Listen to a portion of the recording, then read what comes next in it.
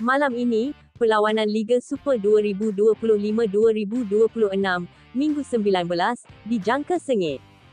Perlawanan antara Penang FC menentang Gegasi Selatan, Johor Darul Ta'zim FC, berlangsung malam ini di Stadium Bandaraya Pulau Pinang.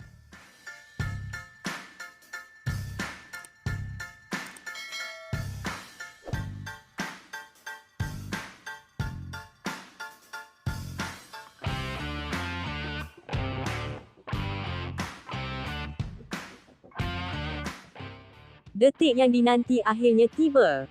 Selepas beberapa aksi mendebarkan dalam saingan Liga Super musim 2025-2026, tumpuan kini terarah kepada satu perlawanan yang boleh dianggap sebagai antara aksi paling dinanti minggu ini.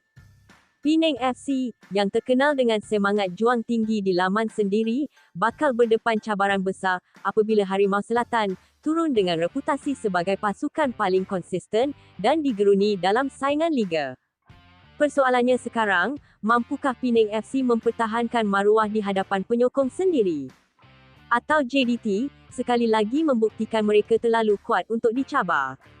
Bermain di laman sendiri, memberi sedikit kelebihan buat Penang FC. Sorakan padu penyokong Pulau Pinang, sering menjadi pemain kedua belas yang menaikkan moral pasukan.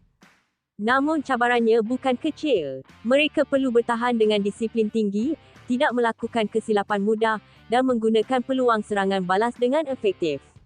Jika berjaya menyerap tekanan awal JDT, dan mencuri gol terlebih dahulu, suasana stadium pasti menjadi luar biasa.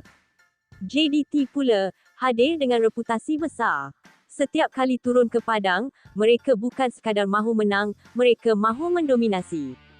Kekuatan utama JDT, kualiti pemain import dan tempatan yang seimbang, kawalan bola yang kemas, serangan pantas dari bahagian sayap, dan ketajaman penyudah di hadapan gol. Namun, bermain di Stadium Bandaraya bukan tugas mudah. Tekanan sorakan lawan dan faktor perjalanan boleh memberi sedikit cabaran. Perlawanan ini bukan sekadar aksi biasa. Ia boleh memberi kesan kepada kedudukan carta liga. Jika JDT menang, mereka terus mengukuhkan kedudukan di kelompok teratas. Jika Penang FC menang, ini boleh menjadi keputusan paling mengejutkan minggu ini. Setiap mata sangat berharga dalam saingan Liga Super musim ini. Ramai pemerhati menjangkakan JDT akan menguasai permainan seawal minit pertama. Penang FC lebih berhati-hati dan bermain secara bertahan sebelum melakukan serangan balas pantas. Soalnya, siapa akan menjaringkan gol pertama? Dalam perlawanan besar seperti ini, jaringan awal boleh mengubah segalanya. Kalau anda peminat bola sepak tempatan, inilah perlawanan yang wajib anda ikuti. Aksi penuh emosi, taktikal dan drama dijangka berlaku sepanjang 90 minit.